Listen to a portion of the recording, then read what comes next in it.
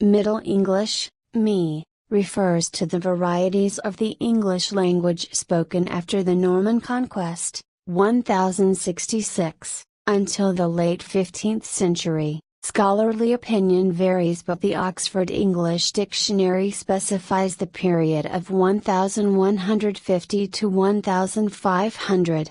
This stage of the development of the English language roughly followed the height to the late Middle Ages. Middle English developed out of Late Old English, seeing many dramatic changes in its grammar, pronunciation and orthography. Writing customs during Middle English times varied widely, but by the end of the period, about 1470, aided by the invention of the printing press, a standard based on the London dialect, Chancery Standard, had become established. This largely forms the basis for modern English spelling, although pronunciation has changed considerably since that time. Middle English was succeeded in England by the era of early modern English, which lasted until about 1650. By that time, a variant of the Northumbrian dialect, prevalent in northern England and spoken in southeast Scotland, was developing into the Scots language. During the Middle English period, many Old English grammatical features were simplified or disappeared.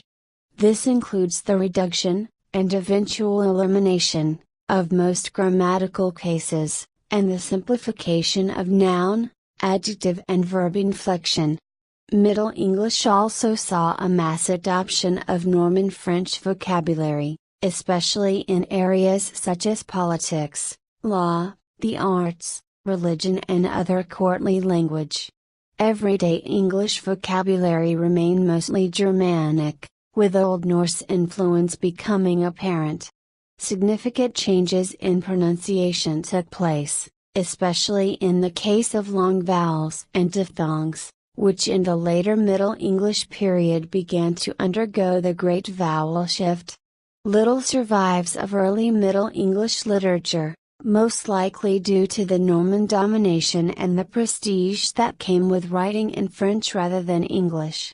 During the 14th century, a new style of literature emerged, with the works of notable writers such as John Wycliffe and Geoffrey Chaucer, whose Canterbury Tales remains the most studied and read work of the period. Poets wrote both in the vernacular and courtly English. It is popularly believed that William Shakespeare wrote in Middle English, but he actually wrote in early modern English.